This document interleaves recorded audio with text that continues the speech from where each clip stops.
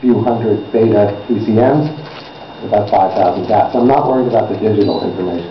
This is an advice question. And I'm a musician. I have a gig soon, but well, I'm glad I got the question. What do I do with these? Do I hire a Drexel kid to sit there with a terabyte drive array and start dumping this stuff? A lot of the old, my first show that I recorded was Golden Gate Park, 75. So it spans 20 years, 22 years. And some of those old reels, even though they're stored properly in 4 Hines, plastic bags, basically audience tapes on 7-inch reels and soundboards when I could bribe Healy to let me bring a Reeboks B77, are on 10-inch at 7.5. The point is that they're preserved fairly well. Once in a while I whip one out and the analog sounds so much brighter and huger and unbelievable. Is that the right course? I think it is. I think we're all facing it. I come from a taping background where I have thousands of cassette tapes, and I can't bring myself to throw them out, and nor do I want to, but ideally you back them up, and you do get them into a hard drive, and you convert them properly through a good AD. See, your key there is a good analog to digital converter. Yeah, that's your ideal situation. But your analog tapes are in great shape, I bet. They are. Yeah, but they will die. Yeah. You back it up. Really, it's long. And you do find a Drexel intern who wants to catalog it. And I've never had an intern. I've always thought, and no optical discs. It would be a terrific thing. But certainly, if it's important to you, yeah, back it up. And it's obviously important to you. You wouldn't still have them.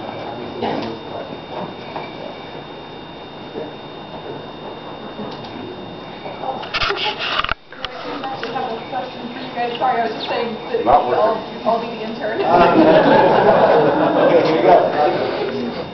We'll call.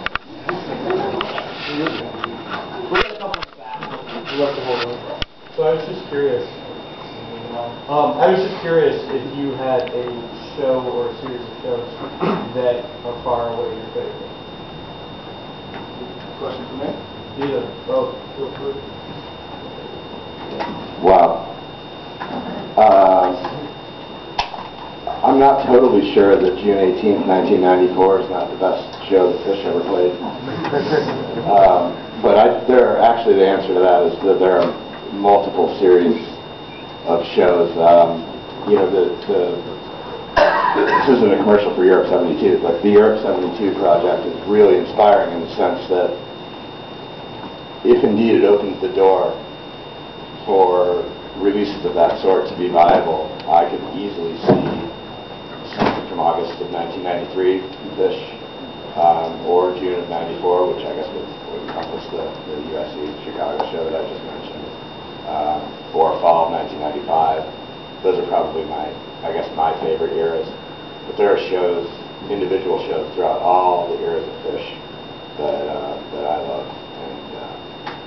But I guess if I'm partial to any, I'm partial to those. I think those were a time in the band's development that all their compositional skills were just crackling, and their improvisational, their willingness to be risky and improvisational were equally high. And any of those eras probably contain most of my absolute favorite. I'd say for the Dead, I'd say definitely Europe 72 by far, actually. And well, I wouldn't say by far. I'd say that a close second, if not an equal, would be the fall tour of 73, which wouldn't necessarily include the September, some good September stuff, but October 19th, the first show of the tour, a couple days after the release of Wake of the Flood, there was an inspiration the band had. And there's some great stuff in the early 73, February and March and April. And May, there was 3 shows in May. They only did 3 big shows, weekend shows. But yeah, I'd say October 19th through December 1973. And then there were pockets of 74.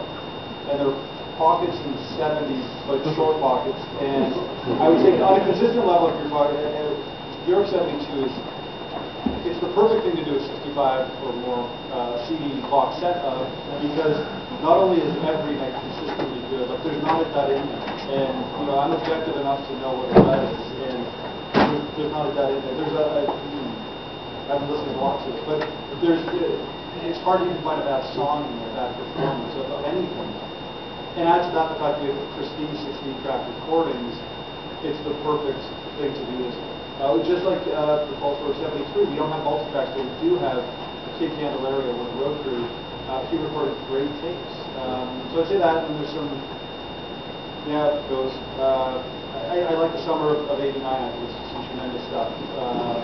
I think fall of '89 is their list, and I think the spring of '90 and those would really be my top five. Yeah.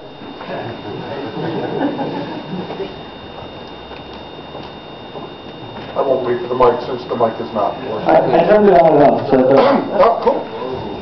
Hello, it's back. Question for both of you. It's a reasonably common knowledge that Dick, over the years, gave things out to friends of his on the understanding that they not give them out. Of course, once Dick passed away, God rest his soul, those things started to make an appearance and started to leak out. I'm wondering, A, what your feelings are on things like that. B, if you give things out to your friends on an understanding that they not go anywhere. And C, if so, Kevin, where's my tapes? What's going on?